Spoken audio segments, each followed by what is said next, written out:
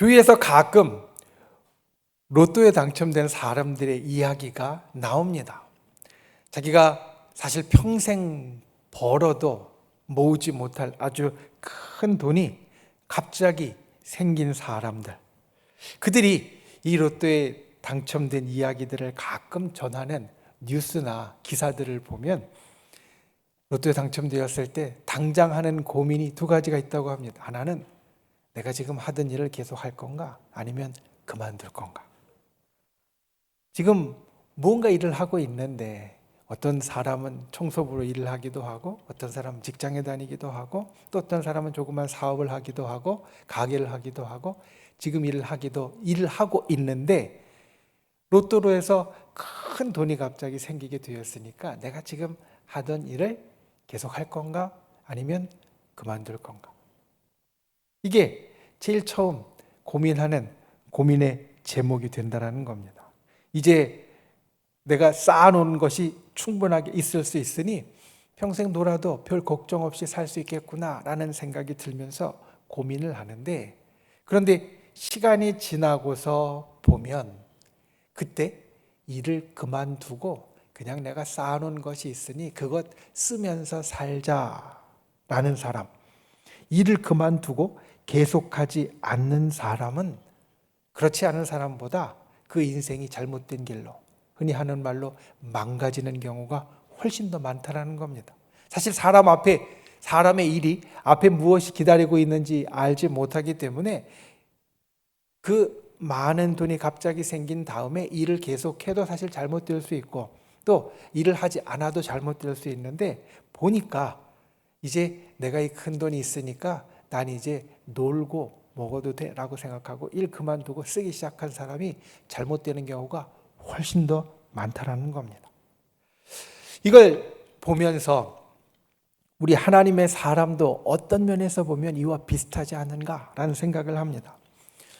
여러분, 우리는 예수 그리스도를 믿음으로 로또에 당첨된 사람입니다. 믿어지십니까? 안 믿어지십니까? 여러분, 우리는 예수 그리스도를 믿고 구원을 받음으로 하나님의 자녀, 하나님의 사람이 되었습니다. 그러니까 우리에게는 하나님의 역사가 따르고 하나님의 기적이 나타나고 하나님의 능력이 우리를 통하여서 이루어지게 됩니다. 그러니 우리는 로또에 당첨된 사람과 같습니다. 예전에는 나 혼자 아둥바둥 어떻게든지 누구 도와주는 사람도 없고 기적도 없고 또 어떤 초월적인 그런 일들도 나타나지 않았지만 이제 내가 하나님의 사람이 되었으니, 하나님의 자녀가 되었으니 하나님께서 나를 위하여 역사하시고 하나님께서 나를 도와주셔서 성경에 나오는 놀라운 기적이 때로는 내게 나타나기도 하고 하나님의 능력이 나를 통하여서 이 땅에 이루어지니 우리는 로또에 당첨된 사람과 비슷하다라는 겁니다. 그러니 우리는 딜레마에 빠지게 됩니다. 로또에 당첨된 사람이 내가 일을 계속할까? 아니면 그만두고 그냥 편하게 놀고 먹을까? 고민하는 것처럼 우리는 하나님의 사람이 되어서 천국이 이미 예약되어져 있고 그리고 하나님의 능력이 내가 필요하면 언제든지 하나님께서 나를 사랑하는 마음으로 베풀어 주실 수 있고 나타날 수도 있다. 준비되어 있다. 이런 생각을 하니까 내가 세상을 살아갈 때 그냥 이제 내가 아둥바둥 살지 않고 내가 옛날같이 억척같이 살지 않고 그냥 대충 살아도 하나님께서 하나님의 능력으로 하나님의 기적으로 또 하나님의 역사로 나를 도우시니까 내가 잘 될 수 있지 않을까? 우리는 그런 고민을 하는 사람이 되어줄 수 있습니다. 오늘 말씀을 통해서 보기 원하는 것이 이것입니다. 우리가 하나님의 사람이 되어서 하나님의 축복의 사람, 하나님의 능력의 사람, 하나님의 기적의 사람, 하나님의 역사가 따르는 사람이 되었을 때 우리가 이 땅을 살아가는 삶의 자세는 어떠해야 될 것인가? 아까 이야기한 대로 일 그만두고 그냥 편히 놀고 먹을 생각을 해야 될 것인가? 그냥 하늘의 역사가 따르니까 또 나는 천국에 가기로 이제 확실히 예약되어져 있는 사람이니까 그냥 대충 살다가 갈 건가? 아니면 다른 모습으로 우리가 살아야 할 것인가? 오늘 말씀 가운데 있는 우리 믿음의 조상들의 모습을 보고 우리도 하나님의 사람으로 이 땅을 어떻게 살아야 될까? 주의 교훈과 또 주의 음성이 저 여러분에게 보여지고 들려지는 귀한 은혜가 있기를 예수님의 이름으로 축원을 드립니다. 첫 번째 기억해야 될 것은 하나님의 사람은 여러분 세상을 축복합니다. 오늘 말씀 우리가 창세기 47장 1절부터의 말씀을 보았습니다. 우리가 수 예배 때 이 말씀이 길면 사실은 때로는 함께 읽는 것이 교독하거나 함께 읽는 것이 도움이 될 수 있습니다. 왜냐하면 말씀의 구절이 짧을 때는 앞에서 우리 사회 보시는 목사님이 읽어주시는 것을 놓치지 않고 우리가 계속 따라갈 수 있고 내 머릿속에 와 닿지만 길면 중간중간 우리가 정신줄 놓을 때가 있기 때문에 사실 이 내용이 다 들어오지 않는 경우가 많습니다. 그래서 사실은 내용이 길어도 제가 보통 때 말씀을 전할 때는 본문을 짧게 하려고 합니다. 그리고 나머지는 말씀을 통해서 우리가 필요하면 찾아보고 이야기하고 설명해 주면 되니까. 그렇지 않으면 길면 우리가 교독하거나 합독을 하지 않는 이상은 이게 읽다가 보면 목사님 따라서 눈이 성경책에 가다가 잠시 옆으로 막 갈 때도 있고요. 그리고 건너뛸 때도 있고 그렇습니다. 창세기 47장에 나오는 말씀, 이 말씀의 배경을 우리가 조금 더 알아야 합니다. 새벽에 계속 말씀을 듣고 이 카리스를 읽은 분들은 아시겠지만 지금 온 땅에 기근이 계속되고 있습니다. 우리가 그 앞에서 살피는 것처럼 기근이 이미 오래전부터 계속되어서 야곱, 가나안 땅에 살고 있던 야곱과 야곱의 가족들이 먹을 것이 다 떨어져서 이제 굉장히 힘들고 어려운 상황에 처하였고 곡식이 있다라고 알려진, 사실 하나님께서 미리 예비시키셔서 그 전에 있었던 7년의 풍년 기간 동안에 비축을 해놓은, 대비를 해놓은 애굽에 곡식이 있다는 것을 알고 아들들을 보내서 곡식을 가져오게 합니다. 한 번, 두 번 가져오게 했습니다. 그리고 두 번째 가져오면서 이제 아들이, 요셉이 죽은 줄 알았던, 잃어버렸던 그 아들이 거기에 총리로 있다는 것을 알게 되고 아들이 불러서 그 애굽 땅으로 내려가게 됩니다. 46장 후반에 보면 야곱의 온 가족들이 이제 애굽에 내려와서 요셉을 만나게 됩니다. 그리고 요셉이 정말 감격스럽게 고백하는 기쁨의 고백이 46장 30절에 보면 있습니다. 야곱이 요셉을 향하여서 내가 네 얼굴 보았으니 지금 죽어도 족하다. 내가 정말 꿈에도 그리던, 그리고 평생 마음에 짐 같았던 그런 너를 직접 눈으로 보았으니 지금 죽어도 우리말로 여한이 없다. 괜찮다. 최고의 기쁨의 표현입니다. 이렇게 정말 몇십 년 만에 가족들이 함께 모여서 이제 기쁨의 순간, 재회의 순간을 가졌습니다. 그리고 나서 그 기쁨 속에 다가온 문제가 있었습니다. 뭐냐 하면 이제 이 애굽 땅에 기근 때문에 할 수 없이 곡식이 있는 곳으로 왔고 또 요셉이라는 자기 아들 형제가 있으니까 믿고 왔지만 거기서 살아가는 건 좀 다른 문제입니다. 보통 우리나라에서 외국으로 이민을 가는 분들, 정말 아무것도 없이 맨 땅에 가는 분도 있지만 보통 한두 명 정도 친척이 있거나 아는 친구가 있거나 사람이 있어서 불러서 또는 의지하고 가는 분들이 꽤 많이 있습니다. 그래도 전혀 모르는 데 가서, 정말 아무것도 없는 데 가서 처음 일구는 것보다는 한 사람 두 사람이라도 자기 가족이나 아니면 친한 친구나 아니면 친척이 있어서 그것 의지하고 가는 경우가 있다라는 겁니다. 그런데 이민을 가고 다른 나라에 가서 살면 당장 여러 가지 큰 문제에 부딪힙니다. 제일 첫 번째로는 말이 안 통합니다. 여러분, 말이 안 통한 게 얼마나 답답한지 모릅니다. 그리고 말이 안 통하니까 보통 집 바깥에 나가기가 무섭다라고 말합니다. 집 바깥에 나가서 사람들 만나고 또 사람들과 혹시라도 부딪히고 일이 있으면 아무것도 할 수 없으니까 그냥 집 바깥에 나가는 것 자체가 무섭다라는 이야기를 이민 처음 온 분들은 그런 이야기를 많이 합니다. 그리고 또 말뿐만 아니라 모든 문화가 다르기 때문에, 생소하기 때문에 굉장히 어렵습니다.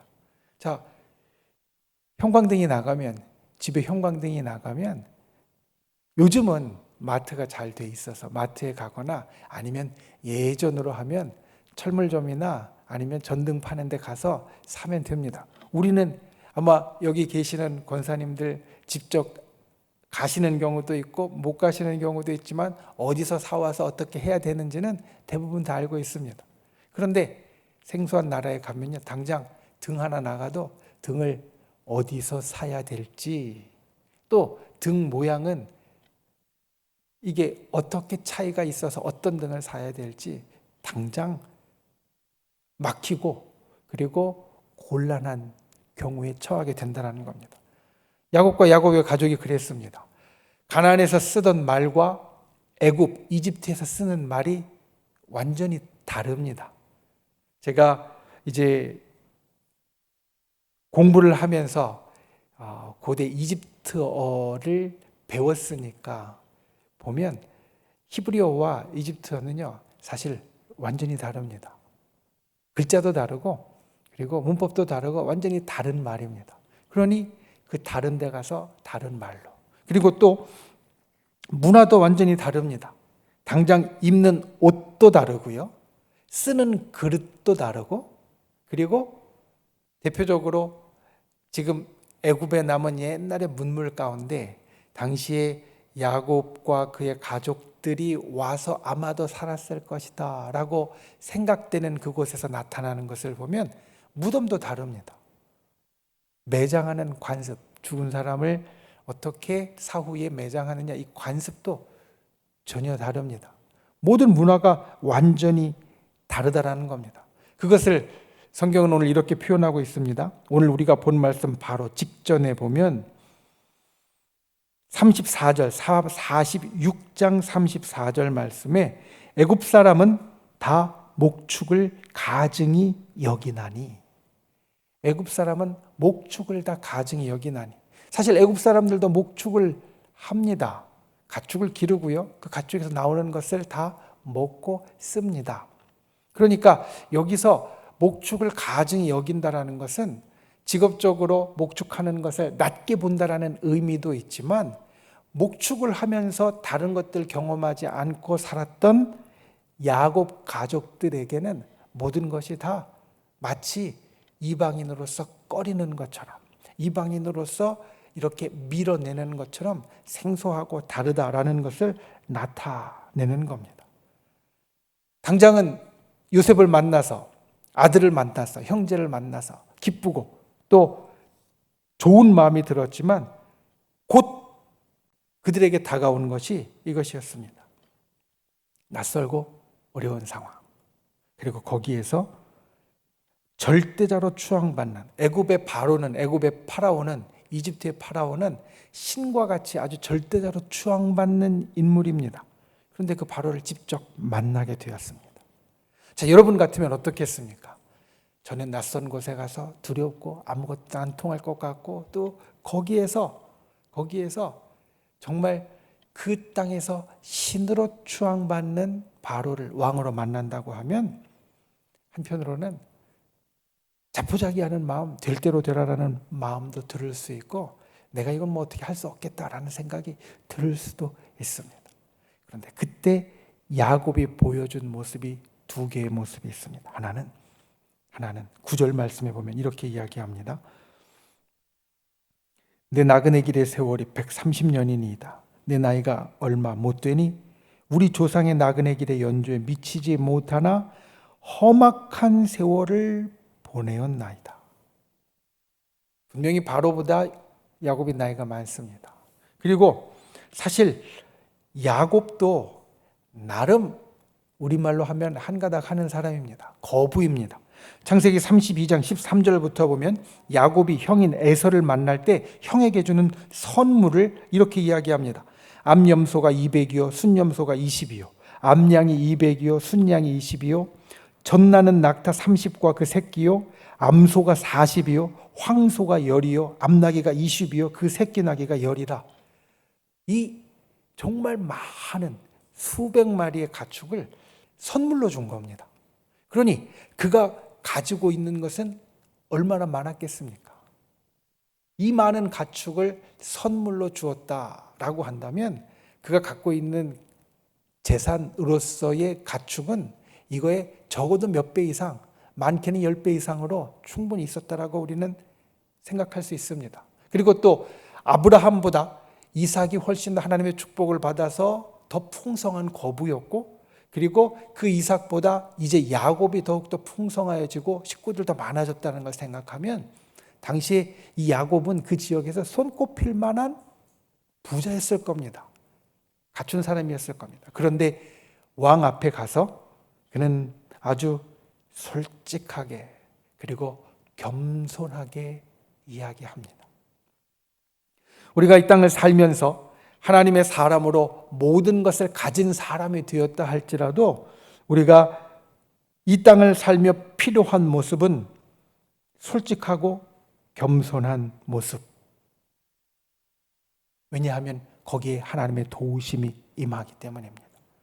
하나님께서 이 이후에 이 야곱의 후손들인 이스라엘 백성에게 끝까지 요구한 것이 이것이었습니다. 너희는 내 앞에서 목을 곧게 하지 말라. 내 앞에서 끝까지 겸손해라. 솔직해라.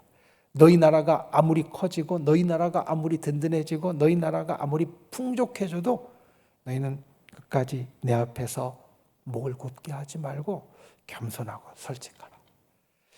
하나님의 사람들이 이 땅을 살아갈 때 우리에게 먼저 이 솔직함과 겸손함이 있어야 합니다. 그리고 나서 거기에 멈추면 안 되고 야곱의 모습을 보면 오늘 야곱이 바로를 만났을 때 2번 하는 행동이 있습니다. 한 번 하기도 사실은 왕 앞에서, 더군다나 신과 같은 왕 앞에서 쉽지 않을 텐데 2번 하는 모습. 7절 말씀을 보면 야곱이 바로를 축복하였다. 마지막 이렇게 이야기하고요. 10절 말씀에 다시 야곱이 바로에게 축복하였다. 왕을 만나는데 2번 야곱이 바로를, 왕을 축복합니다. 이 말씀은 사실 우리가 한번 주일 예배에서 깊게 살핀 적이 있기 때문에 이 말씀 자체의 의미를 보는 것보다, 자, 지금 상황은 야곱이 바로에게 호의를 받아야 되는 상황입니다. 여러분, 지금 기근이 들어서 자기가 있던 곳 버리고 아들 믿고 이 땅에 와서 그 아들 나라의 왕을 만났으니까 바로로부터 호의를 받아야 되는 상황입니다. 그런데 호의를 받아야 되는 야곱이 반대로 바로를 축복하는 이것, 이유가 있습니다. 야곱은 아브라함이 받은 축복의 상속자이기 때문입니다. 그리고 이것이 하나님께서 아브라함을 통해서 그의 자손들에게 맡겨주신 소명이요 일이기 때문입니다. 야곱이 지금 바로를 축복하는 것은 자기가 가진 것이 바로보다 많고 자기가 바로보다 힘도 세고 자기가 바로보다 능력이 많아서가 아닙니다. 하나님께서 그의 할아버지인 아브라함을 통해서 그의 가문 가운데, 그의 후손 가운데, 자손들 가운데 맡겨주신 일, 그것이 바로 축복하는 일이었기 때문이란 말입니다. 아브라함의 믿음의 후손인 우리도 마찬가지입니다. 여러분, 우리도 세상을 축복할 수 있어야 합니다. 이게 우리에게 맡겨진 일입니다. 우리에게 맡겨진 소명 가운데 하나입니다. 물론 우리가 각자의 자리에서, 각자의 위치에서, 또 각자의 상황에서 하나님께서 내게 맡겨주신 소명이 있고 내가 감당해야 할 소명이 있지만 그 가운데 우리가 믿음의 조상인 아브라함으로부터 하나님께서 그의 자손들에게 이어서 맡겨주신 일, 그 하나가 있으니 그것은 세상을 축복하는 겁니다. 기근 중에서도 세상을 축복하는 것이고 어려움 속에서도 세상을 축복하는 것입니다. 왜냐하면 아브라함과 그의 자손들은 바로 이 땅의 복의 근원이 될 것이라고 하나님께서 약속하셨고 선포하셨고 맡겨주셨기 때문입니다. 저가 또 여러분이 이 땅의 삶을 살아갈 때에 이와 같은 분들이 되시기를 바랍니다. 세상을 축복할 수 있는 분들이 되시기를 바랍니다. 카리스의 지난 금요일 말씀을 보면 어떻게 축복할 수 있는가? 사실 야곱의 모습에 대하여서 두 가지를 이야기합니다. 세 가지를 이야기합니다. 첫 번째는 하나님의 계획을 신뢰하기 때문이고, 두 번째는 돌아갈 본향을 인식하고 있기 때문이고, 세 번째는 야곱이 그 하나님의 축복을, 도우심을 경험해 왔기 때문이다. 여러분, 이것은 오늘날도 우리에게 동일합니다. 우리가 세상보다 형편이 안 좋을 수 있습니다. 바로보다 야곱이 지금 형편이 안 좋은 것 같이 우리가 세상보다 형편이 안 좋을 수 있고요. 무슨 교회가, 니들 코도 지금 석자인데 교회가 세상을 축복해, 이렇게 생각할 수 있습니다. 그런데 때로는 우리가 상황이 더 좋지 않고 우리가 힘들고 우리가 더 어려움에도 불구하고 세상을 축복할 수 있는 것은 바로 야곱과 같이 이 세 가지가 있기 때문입니다. 우리는 하나님을 신뢰하기 때문에.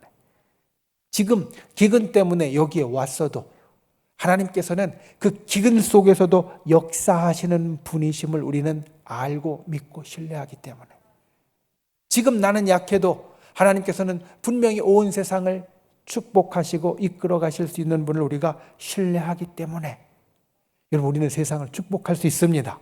그리고 두 번째로 돌아갈 본향을 알고 있기 때문에 우리는 지금 세상에서 힘들고 어려워도 우리는 돌아갈 본향, 천국이 우리에게 있다는 것을 언제나 알기 때문에 더 뛰어난 곳에 우리가 근거를 두고 있다는 것을 알기 때문에 지금 내 형편이 안 좋아도, 지금 내 상황이 안 좋아도 세상을 축복할 수 있다는 겁니다.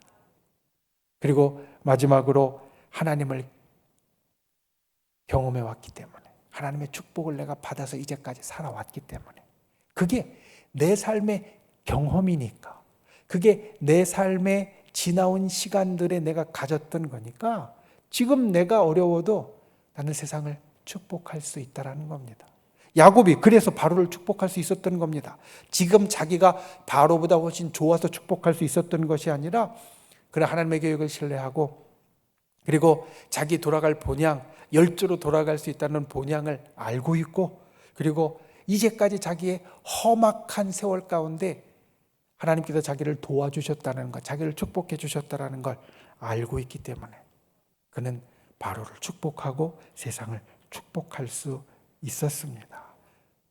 저 여러분이 이 땅의 삶을 살면서 오늘 야곱처럼 하나님 앞에 솔직하고 겸손한 분들이 되시기를 바랍니다. 그리고 또 야곱처럼 세상을 축복하는 축복의 사람, 그리고 복의 근원이 되실 수 있기를 예수님의 이름으로 축원을 드립니다. 크게 두 번째로 오늘 말씀 가운데 우리가 삶을 살면서 기억해야 될 것, 오늘 믿음의 조상들에게 보이는 것, 첫 번째가 세상을 축복하는 모습이었다면 두 번째는 한결같이 최선을 다하는 모습입니다. 여러분, 요셉의 인생에 대한 요약은 사실 요셉의 인생이 초반부에 나옵니다. 요셉이 정말 힘들었을 때, 종살이하고 감옥에 갇혔을 때, 그리고 총리가 되었을 때, 요셉의 인생 초반부에 요셉의 인생이 이러했다라는 요약이 나오는데, 창세기 39장 40장에서 반복적으로 요셉에게 나타나는 성경의 선포는 뭐냐면, 하나님께서 그와 함께 하심으로 그가 하는 일이 다 형통하였더라. 이것이 요셉의 인생에 대한 요약입니다. 요셉의 인생은 형통하였는데 왜 형통하였느냐? 하나님께서 그와 함께 하심으로, 종생활을 할 때에도 하나님께서 그와 함께 하심으로 그는 형통하였고, 감옥에 갇혀 있을 때에도 하나님께서 그와 함께 하심으로 형통하였고, 총리가 되었을 때에도 하나님께서 그와 함께 하심으로 형통하게 되었다는 겁니다. 그리고 그가 어떻게 하나님과 함께하고 형통하는 자가 되었는가, 그 이유를 이야기하는 오늘 본문은 아주 중요한 본문입니다. 자, 요셉의 모습을 보십시오.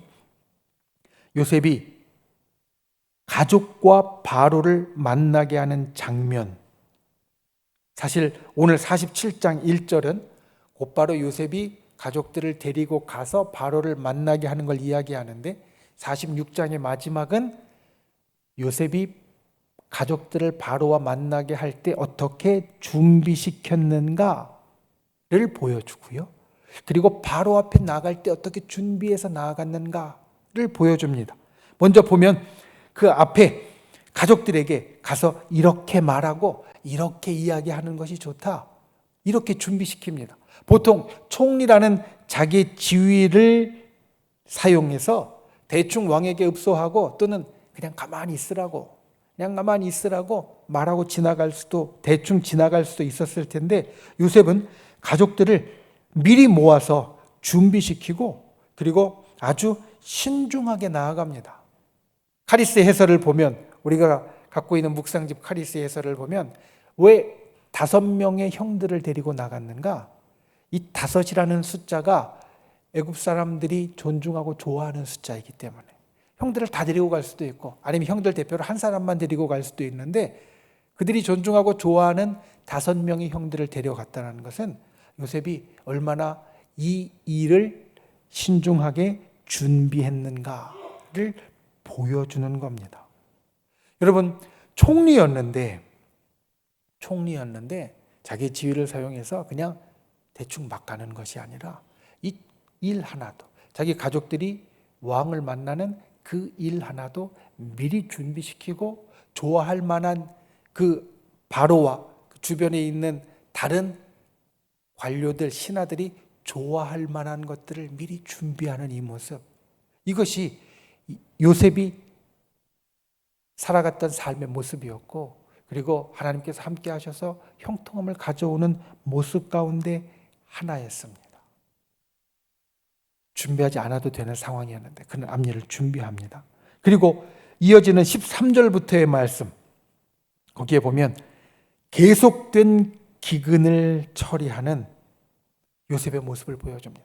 총리로서 온 땅에 계속해서 기근이 들어서 그래서 사람들이 그에게로 와서 곡식을 사가고 그 사가는 모든 일들을 처리하는 과정.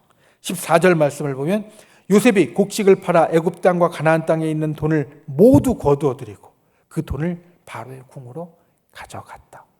그리고 오늘 우리가 19절까지 말씀을 보았지만 20절 말씀을 보면 그러므로 요셉이 애굽의 모든 토지를 다 사서 바로에게 바치니 애굽의 모든 사람들이 기근에 시달려 각기 토지를 팔았음이라 땅이 바로의 소유가 되니라.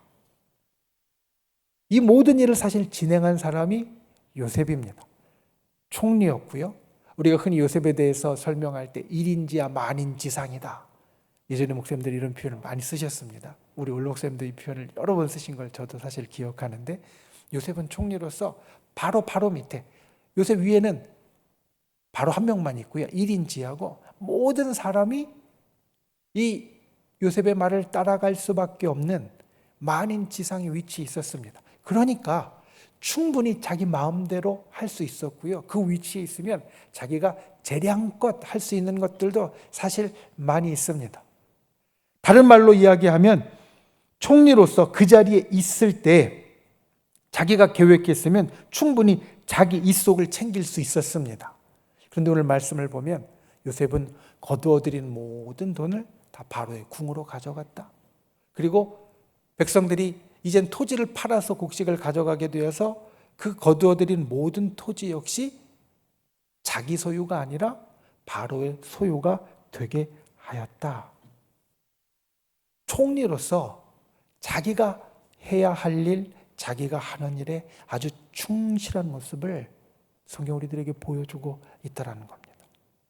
여러분, 요셉은 하나님과 함께하는 인생을 살았습니다. 어디에 가든지 하나님이 도와주시는 인생을 살았습니다. 종살이 할 때도 하나님께서 도와주셨고요. 감옥에 갇혀 있을 때도 하나님께서 도와주셨습니다. 그러니까 하나님께서 도와주시니까 대충 할 수도 있었는데 요셉은 결코 대충 하는 사람이 아니었고 하나님께서 도와주시니까 나는 하나님의 사람이고 바로는 하나님을 사실 믿지 않는 사람입니다.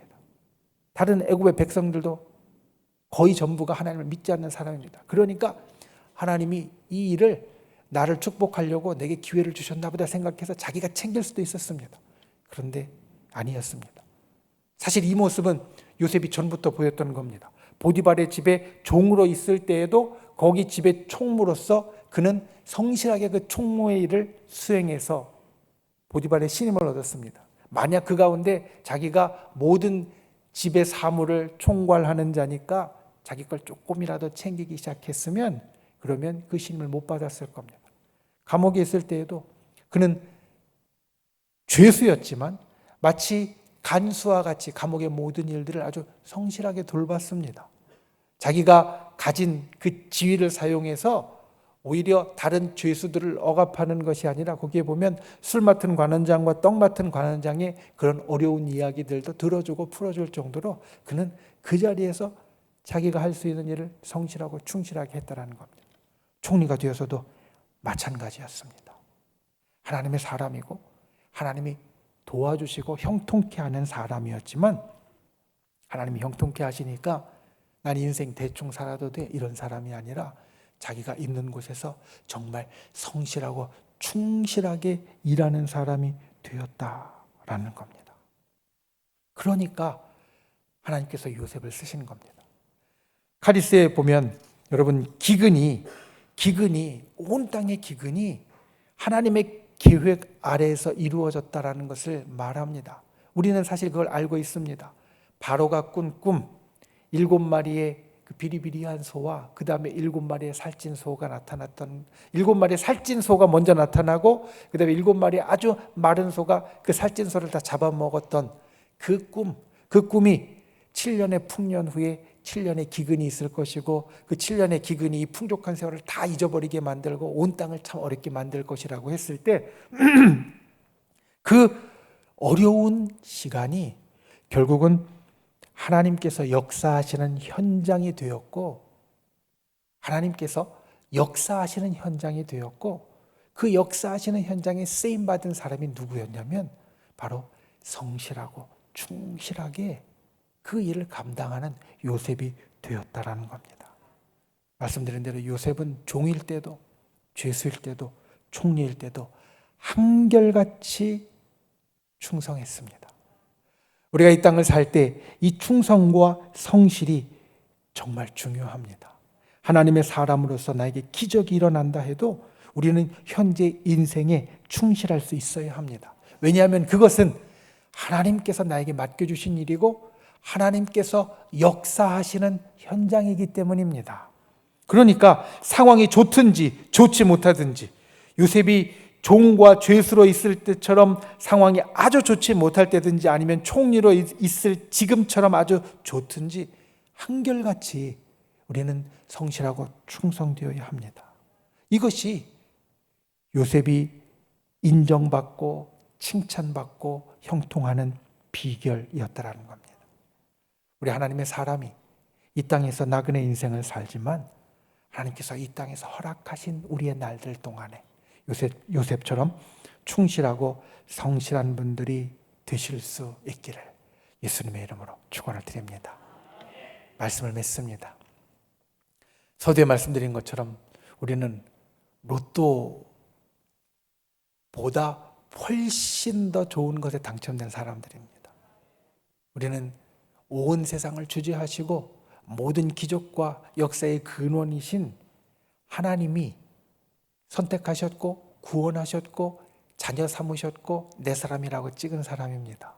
그러니 우리는 이 땅 가운데 정말 큰 은혜와 능력을 가진 사람인데 그렇다 할지라도 우리가 이 땅의 하루하루의 삶을 살아갈 때 오늘 믿음의 조상들이 보여줬던 이 모습, 이 두 가지의 모습을 기억하시기 바랍니다.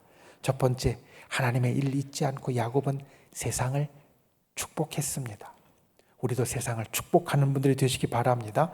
두 번째, 한결같이 최선을 다했습니다. 요셉이 형통했던 비결은 그가 한결같이 최선을 다하고 충성했던 삶에 있었다. 이것을 기억하고 저 여러분이 하나님의 자녀로 이 땅의 삶에서도 그와 같이 살아갈 수 있는, 그래서 하나님의 은혜와 축복이 떠나지 않는 귀한 하나님의 사람이 되실 수 있기를 예수님의 이름으로 축원을 드립니다. 기도하겠습니다. 귀하신 아버지 하나님, 주께서 우리를 사랑하시고 또 주의 자녀 삼으시고 이 땅 가운데 하나님의 사람으로 만들어주시니 감사를 드립니다. 그 하나님을 가진 우리로서 그 하나님의 능력과 기적이 있는 사람으로서 우리가 이 땅을 살아갈 때에 우리의 믿음의 조상들이 축복받았던 그 비결, 오늘 말씀을 보게 하여 주시고, 우리도 야곱처럼 이 세상을 축복하는 자, 그래서 하나님께서 내게 주신 그 소명을 감당하는 자 되게 하여 주시며, 요셉처럼 한결같이 충성하는 자 되게 하여 주시옵소서.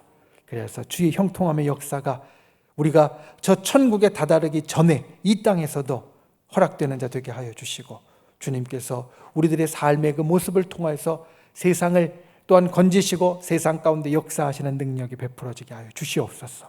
예수님의 이름으로 간절히 기도하옵나이다. 아멘.